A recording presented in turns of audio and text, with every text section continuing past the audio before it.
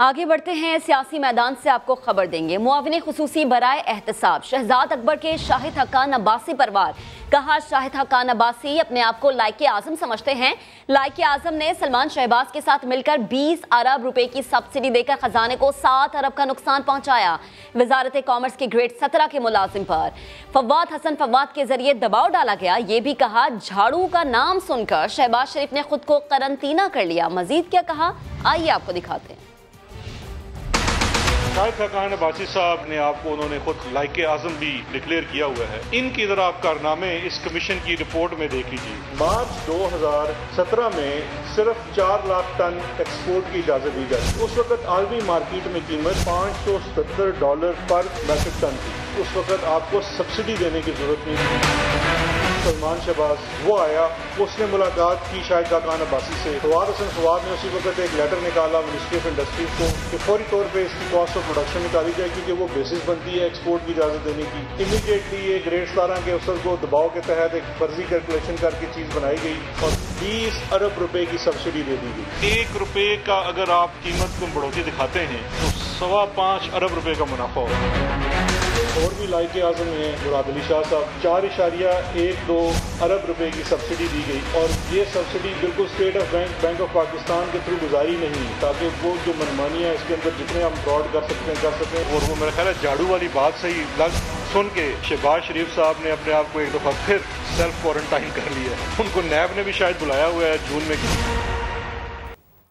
मुआविन खुसूसी बराए एहतसाब शहजाद अकबर की न्यूज़ कॉन्फ्रेंस पर तर्जुमान नून लीग मरियम औरंगजेब का भी धुआंधार जवाब। वज़ीर आज़म को लापता, तर्जुमानों को नामालूम और प्रेस इंफॉर्मेशन डिपार्टमेंट को तर्जुमानों का सर्कस हाउस करार दे दिया। कहा, कमीशन में अब्दुर्रज़ाक दाऊद और उस्मान बुज़दार ने माना है कि चीनी एक्सपोर्ट का हुक्म वज़ीर आज़म ने दिया था। ज़ख़ीरा अंदोज़ी का इल्ज़ाम खुसरो बख्तियार पर भी धर दिया। तहक़ीक़ाती कमीशन में वज़ीर आज़म की तलबी का मुतालबा भी दोहराया।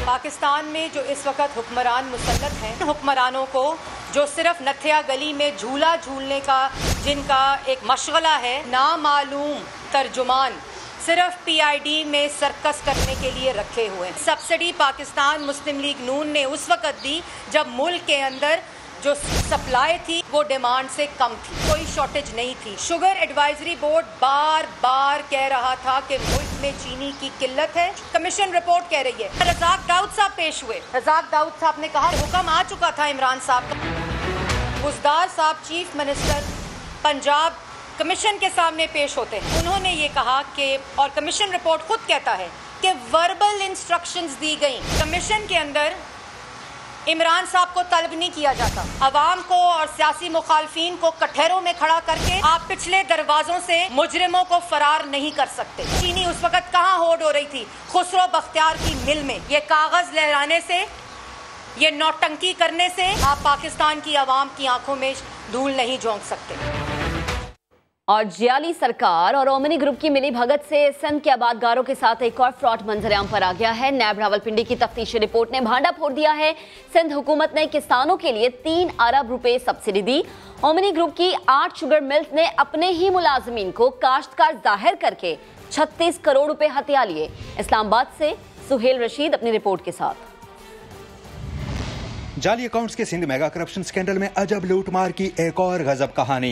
नैब रावलपिंडी की मुकम्मल तफ्तीशी रिपोर्ट में सारा खेल बेनकाब समा हकायक मंजरेआम पर ले आया। ओमनी ग्रुप की 8 शुगर मिलों ने अपने ही मुलाजमीन को धौंस धांधली से बतौर जाली काश्तकार रजिस्टर कराया। उनके नाम पर 45 जाली अकाउंट्स खोले, फिर जबरदस्ती दस्तखत करा के चेक बुक्स भी हथिया ली गयी।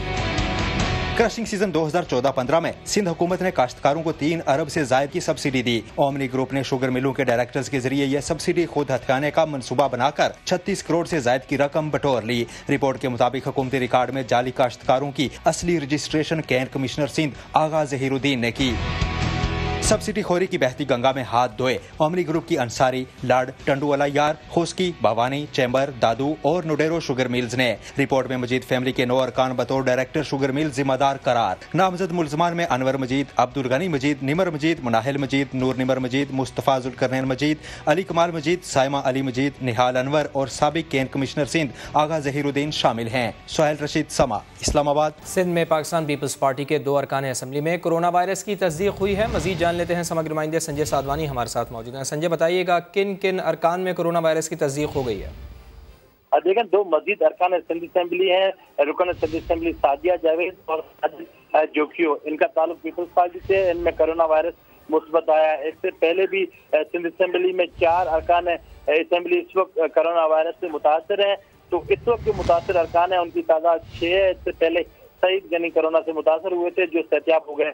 इस वक्त पाकिस्तान पीपल्स पार्टी के मुर्तज़ा बलोच जो सूबाई वजीर हैं, उनकी तबीयत नासाज है और वो ICU में है। इसके अलावा पीपल्स पार्टी के रुकन लियाकत अस्कानी, सोराब तरसी भी कोरोना वायरस से मुतासर है, जबकि MKM की खातून रुकन असम्बली मंगरा शर्मा भी कोरोना वायरस से मुतासर है। तो मजमूई तौर पर 6 अरकान ऐसे हैं जिनमें कोरोना वायरस मुस्बत आया है और यही जो है वो अरकान के लिए अब खतरे की घंटी बज चुकी है, क्योंकि 2 जून को सिंध असम्बली का इजलास भी होना है। तो अब तमाम अरकान को टेस्ट के लिए कहा गया है। जी ठीक, बहुत शुक्रिया आपका।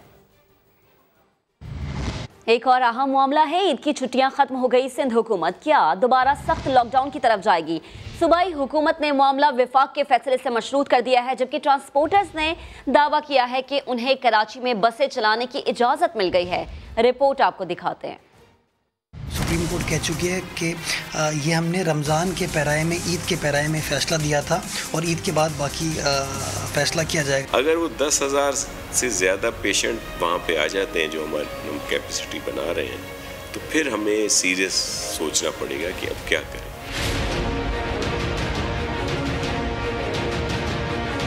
सिंध सरकार अब क्या करेगी? क्या दोबारा सख्त लॉकडाउन होगा?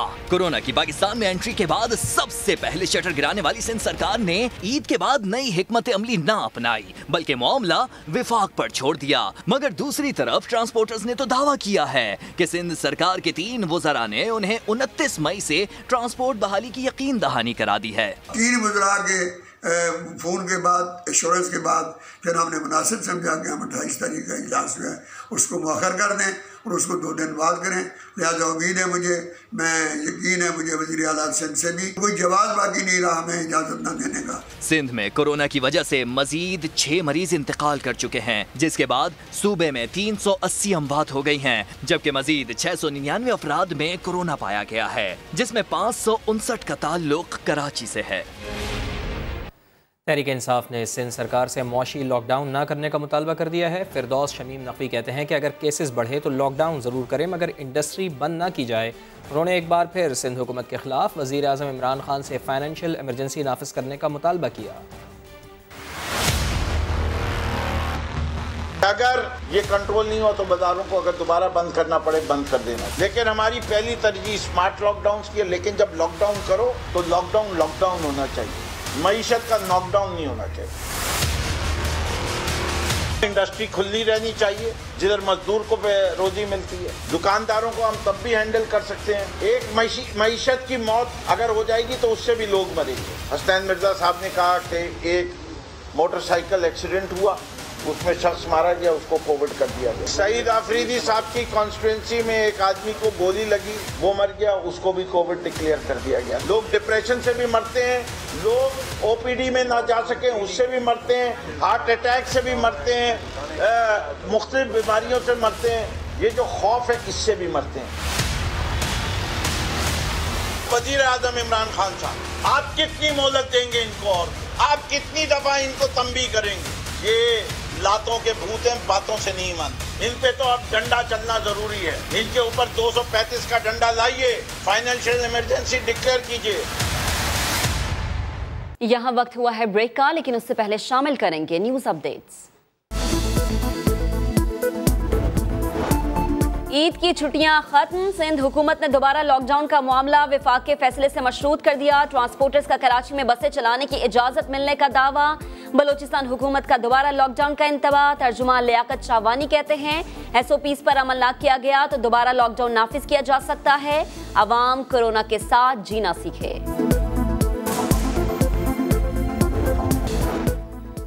और रमसाल ऑस्ट्रेलिया में T20 वर्ल्ड कप हो गया नहीं, फैसला कल ICC बोर्ड मीटिंग की टेलीफोन कॉन्फ्रेंस में होगा। इवेंट 2022 में मुंतकिल होने का इम्कान।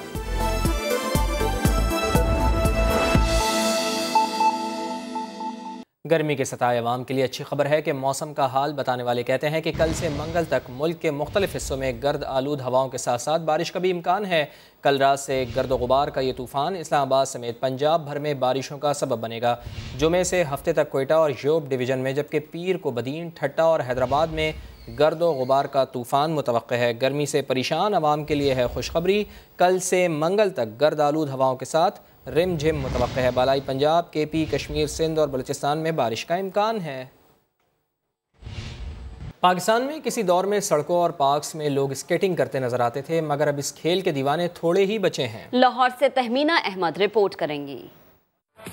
स्केटिंग का खेल क्रिकेट, फुटबॉल की तरह इतना मकबूल तो नहीं, लेकिन इसे जिंदा रखने की तगदो अभी भी कुछ लोग कर रहे हैं।